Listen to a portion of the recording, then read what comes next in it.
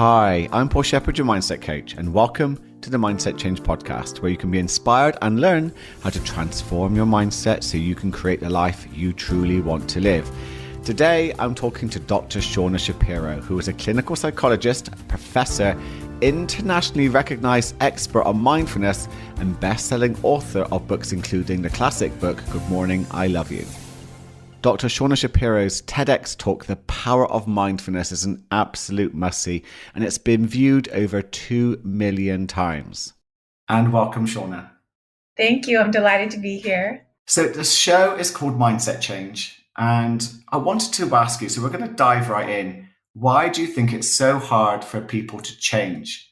Is there a part of us that doesn't want to be happy? Is it a lack of willpower, desire, or is there something else?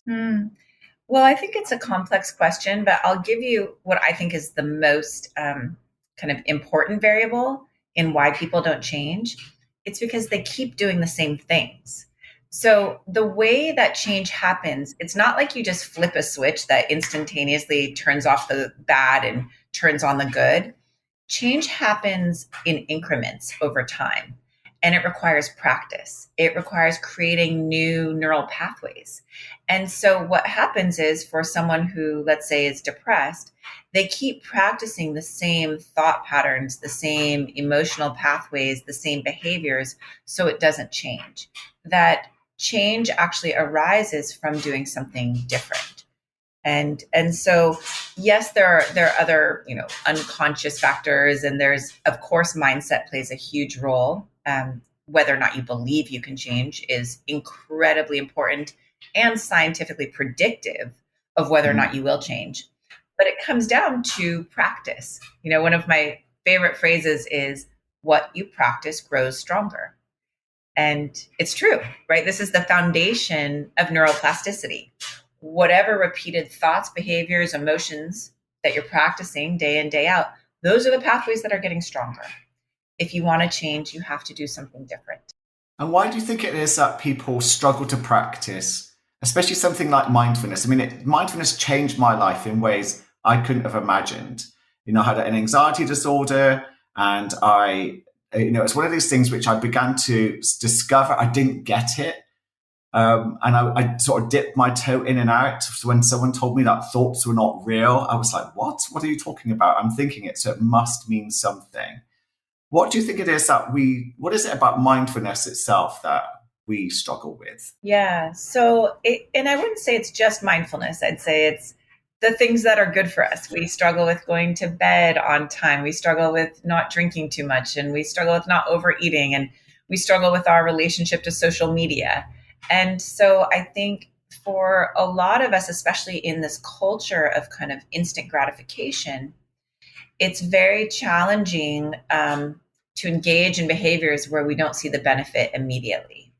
And mindfulness is one of those things where for some people, there's immediate benefit and it radically changes their life. And for other people, it's kind of this slow burn, and that the changes are subtle but significant.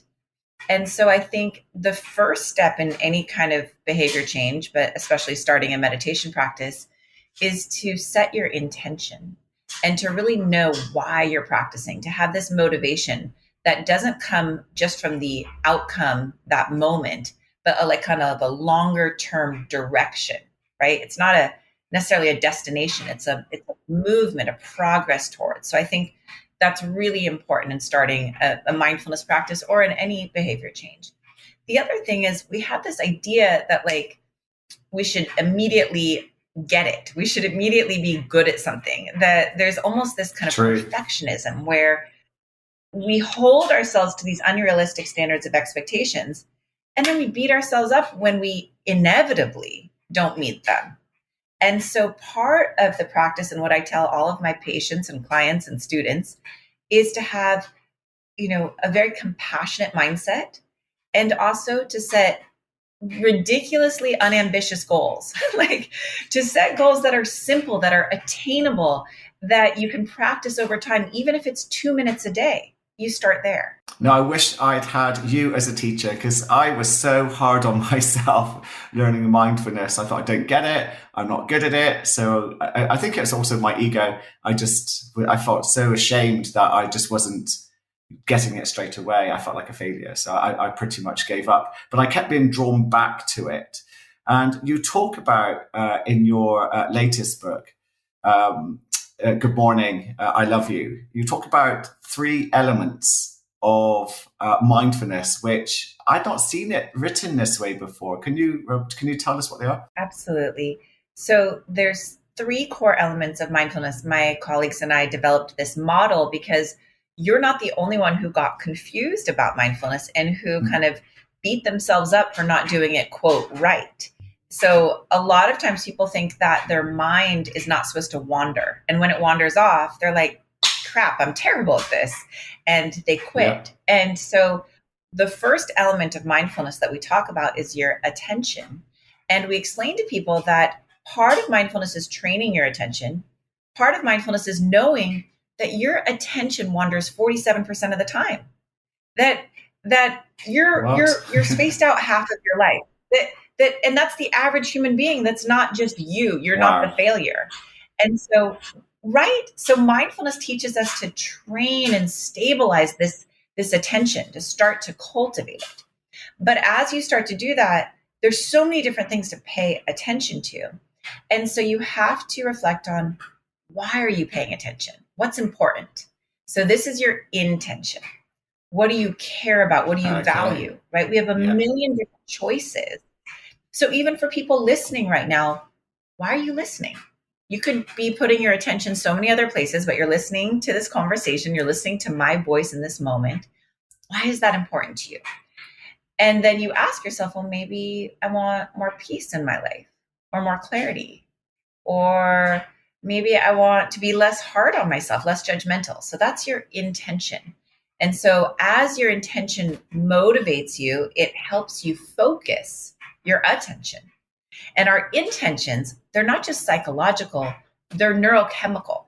When we set an intention, dopamine is released, this neuromodulator of motivation and learning, and dopamine stamps down to the brain and the nervous system and the rest of the body. It says, hey, this is important. Pay attention. So if your goal is to be more present with your children, or your goal is to eat healthier, or your goal is just peace, by setting that intention, you're neurochemically inviting that into your day-to-day life. So intention is the first element, attention is the second element. And the third element, the most important and the most overlooked, is your attitude, how you pay attention. Most of us, just like you, we judge ourselves. We criticize ourselves. We feel like, I'm not doing it right. I'm not good enough. Not just the meditation practice, but our lives, right? If you watch yourself move, right? We move through the day and we say, gosh, I'm so impatient, or I shouldn't have done that, or I can hear the dryer going off in the background, that little tune, and I think, oh, I should have turned it off. You know, what's wrong with me? I wasn't very mindful before this podcast. But instead of judging myself, what I could do is just notice, right? Make a mental note, next time I'll do that, and let it go. And I'm going to tell you why that's important. When I judge myself, the learning centers of the brain shut down. This is very important. When you judge or shame, yes, this is the truth. When you judge or shame yourself, learning centers of the brain shut down and all your resources get shuttled to survival pathways. Shame literally robs the brain of the resources it needs to do the work of changing. If you want to learn something new, you cannot do it with shame. And the surprising alternative is this attitude of kindness. To treat yourself with kindness, even when you've messed up. Now, this doesn't let you off the hook. What it does is kindness bathes your system in dopamine. It turns on the learning centers of the brain, turns on the motivation centers of the brain, and helps you see clearly what you did so that next time you can do it differently. I will definitely not leave the dryer alarm on for my next podcast because I paid attention with kindness, right? I didn't shame myself. Absolutely. I love that. So these are the three. Yeah, those are the three elements that I really like. One of the things when I was drawn to your work, and actually, I was talking to someone at my gym, and I said, "Oh, I'm interviewing Dr. Shauna Shapiro soon," and she said, "Oh, that's the Queen of Mindfulness. I saw her TEDx talk." And one of the things when I was drawn to your work was, I think some things that can put some people off of mindfulness is it can sound a bit woo woo. And for some people, they're not quite in that spiritual place. They want this. They want something maybe scientific based. And you talk about the science brilliantly in your work. So I just would like to go Thank into you. I would the rather, instead of being the queen of mindfulness, I want to be the science of mindfulness. How's that? yes, yeah. I'll remind them. It just made me laugh because I said they knew you from your work and they loved the science aspect of it as much as I did. So, can you tell me more about why is science? Why is mindfulness so important when it comes to science? The science of the brain. Yes. So, and I'll tell you a little bit about my personal story because, I was raised in a family of scientists. Every single person in my family is a professor. So woo Wow. woo was not allowed in my house. And I remember when I started meditating, and I remember I was introduced to the practice actually because I had spinal fusion surgery. I was 17 years old and I had scoliosis, and it had progressed so significantly pretty much overnight that it was about to puncture my lungs. What So I had can I this ask? emergency spinal fusion. Can Oh, I ask yeah. what scoliosis is? Sorry. Just for anyone listening, I don't know. Oh, yeah. Scoliosis is the curvature of the spine, and Okay. mine was progressing, so it was curving so rapidly and so sharply it was going to puncture my lungs. So I was Wow. 17 years old, and I was star of the volleyball team. I just signed for a scholarship to university, and overnight I was lying in a hospital bed, not able to walk, in this hospital bed for 6 months. So there was a lot of physical pain, but you can imagine the emotional pain of, will I ever Mm. walk again? Will I ever play volleyball again? Which I never did play volleyball again, but I struggled with these fears of the future, which were real. They weren't just made up. And also regrets about the past. I wish I had done that, or if only I'd done this. And it was creating so much anxiety and so much depression, so much stress. And it was at this time I was introduced to mindfulness, which, what mindfulness does is it brings you into the present moment where usually things are okay. They're not perfect. I was still in pain, but I wasn't crushing myself with these fears of the future. And I wasn't regretting the past. And so as I started to practice mindfulness, I started to notice these moments of peace.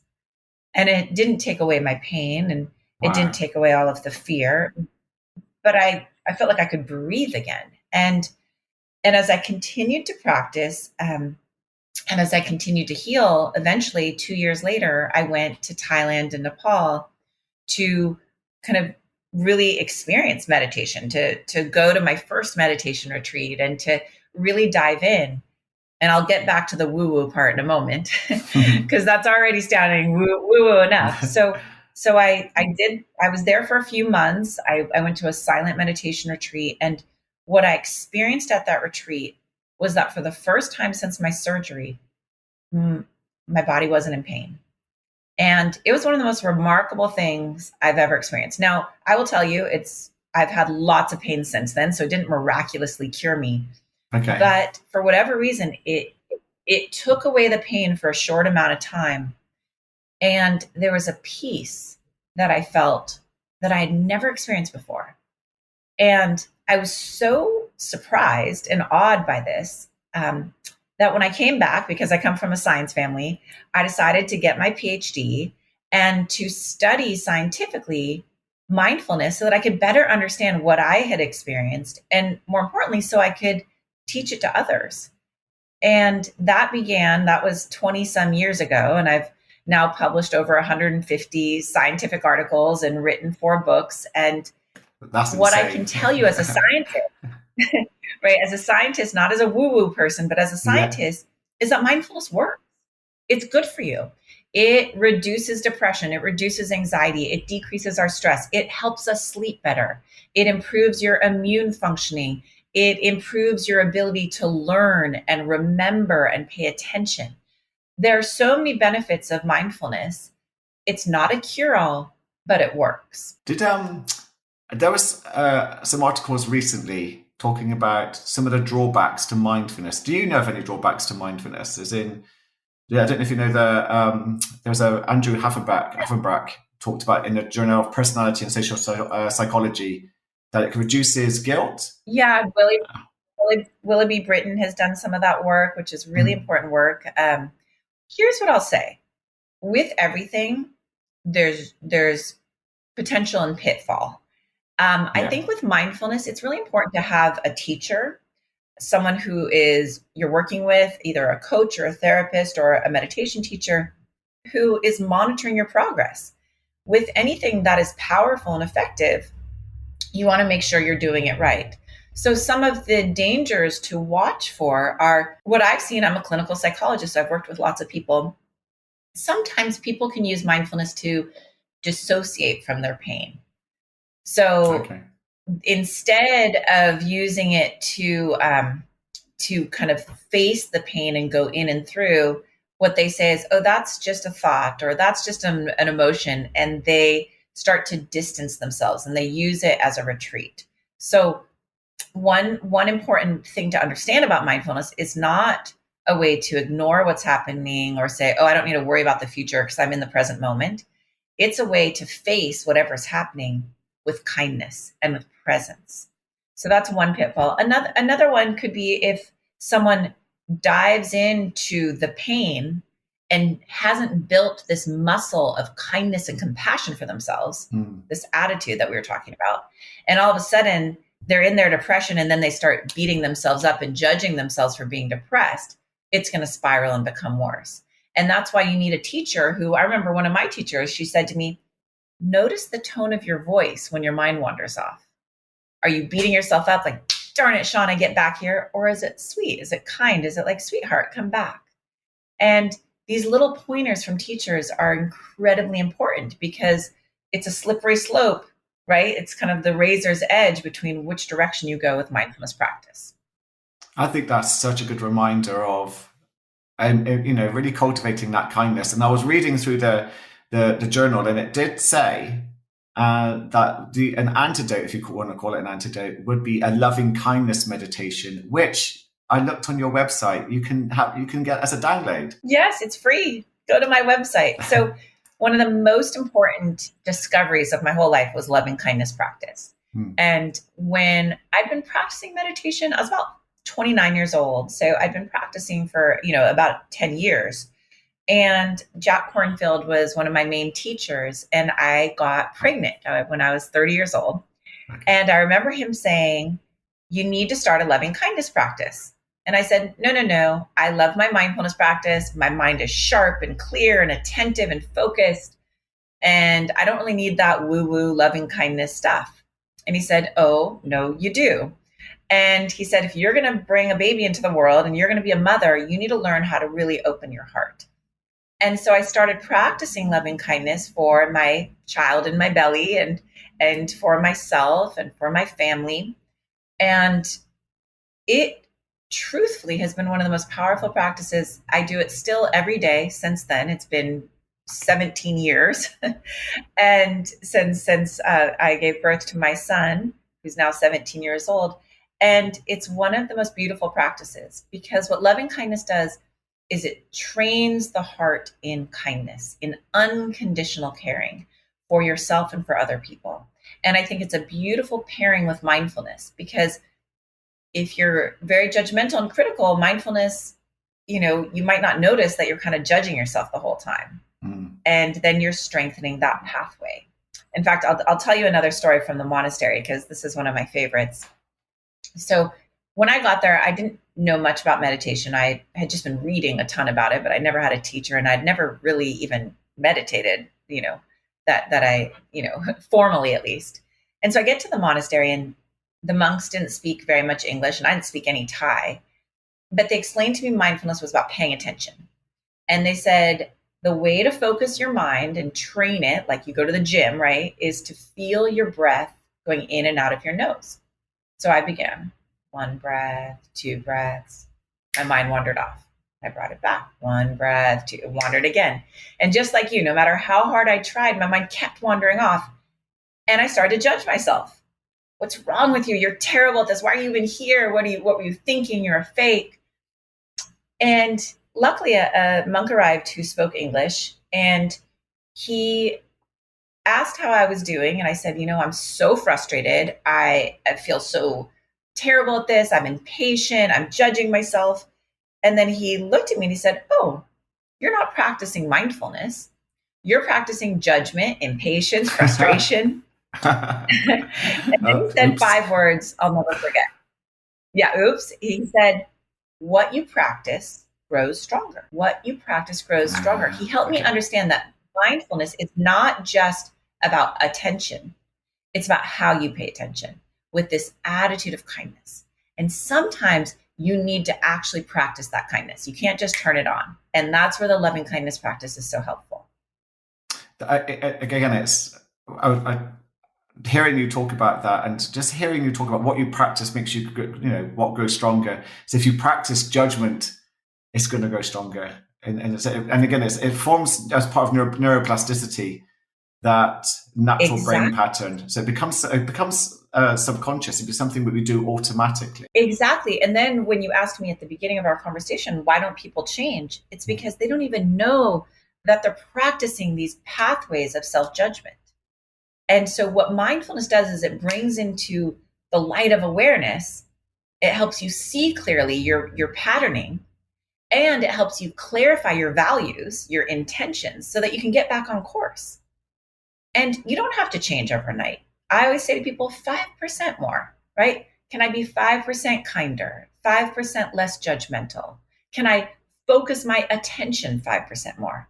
These little 5% increments, they have huge significance. They're subtle, but they're significant. No, I'm a big fan of Tiny Habits. I follow BJ Fogg's Tiny Habits book, and wonderful book in regards to just doing small little things and adding it into your daily routine. And before you know it, it becomes subconscious.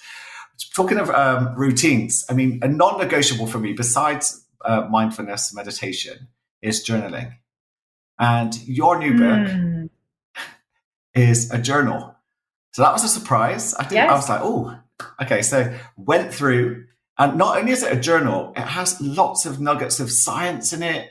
It's got some amazing quotes. What is, why is it a journal? Why is journaling? I know it's why journaling is important to me. It's a non-negotiable. Why is journaling important to you? Well, so here's what happened. I wrote my book that came out a year ago of all of the science of mindfulness, called Good Morning, I Love You. And in fact, in Europe, it's called Rewire Your Mind. Apparently, Good Morning, I Love You didn't translate into British. Really? That's very hard. Well, I'm joking a little bit, but they thought Rewire Your Mind would fit better. So it's under both titles, but it did surprisingly well. It was a huge success and a bestseller. And I had lots and lots of people writing me saying, thank you so much. But now what? They say, you write in your book, what you practice grows stronger. And there are lots of practices in that book, but they said, I want to, actually practice. And when I reflected on it, the reason I wrote this journal was to give people a 3-month roadmap to practice. So every day there's a prompt, a quote for you to journal, but there's also meditation practices. And like you mentioned, the science behind them. And my goal was to keep it really simple. So it's 5 minutes a day for 3 months, where you can literally rewire your mind. Wow. What's your, there's some wonderful quotes from the book. I loved Tim Ferriss's, sometimes I fight my demons, sometimes I snuggle with them. What, have you got a favorite quote that stands out for you? One of my favorite quotes is, have patience with everything unresolved in your heart and try to love the questions themselves. That's by Rilke. And for me, I hold that quote so dear because so often we think we should know We think we should be able to like figure everything out right away or know the right answer. And part of life is just asking the questions and letting yourself live your way into them, letting yourself be guided. And so that quote is absolutely one of my favorites. Another one is be kind to past versions of yourself that didn't know what you know now. And that also, I think, is just beautiful. This reminding us that when perfection isn't possible, all of us make mistakes. How can we hold ourselves and others with compassion? I think that's where the loving kindness comes in, doesn't it? That we can be really hard on our past selves and form that judgment of in, oh, I wish I'd done this. I was so stupid. And it just, again, something that we keep practicing. And again, it becomes stronger. In the book, I did notice that there are some morning and evening practices. Could you talk me through those? Yes. So morning and evening are the most important times to practice, whatever your practice is. It can be meditation, it can be journaling, it could be yoga or any kind of self-care. But the morning and the evening are your mood in the morning and the evening are the best predictors of your overall health, longevity, the health of your mitochondria, the body's energy battery, and the length of your telomeres, which are the best predictor of our age. So what's important and why I focus the journal on that is that these times of day, these kind of bookends to your day, the beginning and the end, are very important. And so I created practices that could go there to help kind of support and strengthen your mood, which is so predictive of your health. And so we begin each morning with a different practice, and then each evening is a gratitude practice, which has been shown not only to be important for your physical and mental health, but also to help you sleep better. So it's a way to kind of gently enter the sleep world. Wow. So even those practices are based in science. That's what I love about your work. Absolutely. Everything is based in science. But there's one thing. I mean, I did look at it when I saw, and I guess when you mentioned about the title not translating to English, Good Morning, I Love You. I think some people will go, oh, that feels really cheesy, cringy. It's not for me. And yet, when they get past that, it can be life-changing. So how did you get past it? When you were doing that, oh, Shauna, I love you. What was that like for you? Well, I'm so glad you asked this. And I think maybe we'll end with this practice because it's one of the most important ones I've learned. And it was hard. And so as you're listening to me talk about it, I want people to realize that this one, it can trigger this kind of sense of, ooh, it's mushy or awkward. And in fact, when I titled my book, Good Morning, I Love You, the publisher said, are you crazy? This is a science book. You're going to ruin your name with Good Morning, I Love You. But the reason I did is because it's such an important practice to me. So when I was going through a very challenging divorce some years ago, I was filled with this kind of sense of shame, really is the right word for it. A lot of fear, a lot of anxiety, but tremendous shame. This sense of, I should have been able to make it work. I'm a psychologist. I'm a meditator. Why couldn't I fix my marriage? And my teacher suggested I start practicing loving kindness and compassion for myself. And she said, I want you to start saying, I love you, Shauna, every day. And I was like, no way. It felt so inauthentic, right? I mean, that's not how I felt. I felt crappy. I wasn't going to say I love you.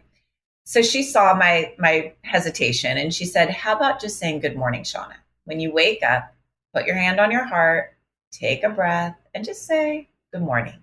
Just greet yourself with kindness. And so I started practicing that. I'd wake up, put my hand on my heart. It actually releases oxytocin when you do that, which is the kind of love and safety hormone. So it's good for you. And I would just say, good morning, Shauna. And it was kind of nice, right? Instead of the avalanche of shame and judgment and fear, I would just start my day with this moment of peace. And as I continued to practice, I started noticing little shifts in my day, like a little less harshness, a little more gentleness. And a few months later, it was my birthday. I was completely alone. My son was with his father. And I woke up preparing to do my good morning practice. And all of a sudden, this image of my grandmother, my Nana, came to me. And she had recently passed. And I loved her. She was my person in the world. And it was like the dam around my heart burst. And I said, "Good morning. I love you, Shauna. Happy birthday."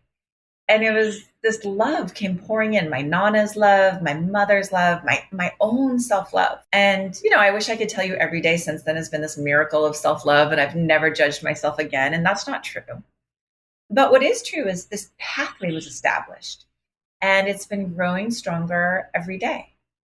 And so I want to leave people with this practice to maybe even right now as you're listening, put your hand on your heart and just notice first how that feels. Sometimes it feels awkward and sometimes it feels kind of warm and good. And regardless, it's a gesture of self-kindness, a gesture of self-care. So I want you just to take a moment to feel that. And then just greeting yourself, whatever time of day it is. You can say good morning or good afternoon or good evening. I love you. And just see what happens, just as an experiment. It's not supposed to be practice. This is about, it's not supposed to be perfect. It's about practice. So good morning. I love you. What happens? Feel your breath, relax the body, and just setting an intention to cultivate this self-love, this self-kindness. So if you're practicing with me, you can put your hand back in your lap and just notice how that felt. I've been practicing since reading your book. I think it's a really nice way to start the day. I usually say, Paul, today's going to be an awesome day, great day. But I have been adding in, Paul, I love you. And it does feel nice. And again, you can feel that. Very happy. Yeah, that feeling of oxytocin is just lovely. But again, I was aware of my ego just for a moment going, oh, come on. And I was like, I was aware of the ego saying that side of things. And it was nice to let it to say that. And I just carried on anyway. Yeah. You say, thank you for your opinion. And you keep going. Yeah. Just one more question before we go. And that is, there's a magical morning question, which I think is really important for listeners to hear, because I think it could be life-changing. Could you just explain a little bit about that? Right. So we have what's called a negativity bias. We tend to focus on the negative. And there's something in the brain called the reticular activating system, which is kind of our filter. And that filter tends to look for what's scary or dangerous because we want to protect ourselves and we want to survive. And evolutionarily, that made sense. But we need to balance it out a little bit. And so I came up with this idea to ask a question in the morning, which I do every morning. I wonder what surprising and magical thing will happen today. And what this does is, besides sounding hokey, it flags to the reticular activating system, hey, look for something good, look for something magical, surprising, whatever it is. And it helps kind of swing the pendulum a little bit more towards the good and the beautiful. And so I would invite everyone listening tomorrow morning. You could do your good morning, I love you, and then just say, I wonder what beautiful thing will happen today, and then see what happens. So I've talked about the reticular activating system a lot on this show, and it's just really lovely to have that reinforced by yourself, because it's a great question to begin your day with. When I read that in your book, I thought, I've got to get this mentioned on the show. If people want to find out more about you, Shauna, where can they find you? Yes, my website is drshaunashapiro.com. I always respond to emails, so you just go there and send me a note and I will respond. Or you can follow me on Instagram. It's at Dr. Shauna Shapiro. I just want to say it's been an absolute pleasure. Thank you so much for coming on the show. I'll put all your details in the show notes for people to contact you. Thank you so much. Oh, thank you. It's been wonderful. If you or anyone you know is struggling with anxiety or stress, then I would really recommend New Mind Wellness's Stress Support Formula supplements. As anyone knows, buying supplements can be costly, but this is brilliant because everything is in one tiny sachet. All your vitamins, minerals, adaptogens, ancient herbs and flower remedies, and the top essentials I recommend to my clients, including ashwagandha, magnesium glycinate, and L-theanine. There's even a new probiotic version too. If you'd like to give them a try, you can get 20% discount off of your order by using the code PAUL20 in the checkout box. The link is in my show notes. Thank you so much for listening to this episode. If you'd like to contact Dr. Shauna Shapiro, her contact details are within the show notes.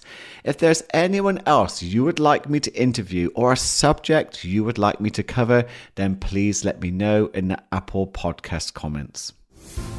Please share, please subscribe, please leave a review, and I look forward to connecting with you in the next episode. Have an incredible day.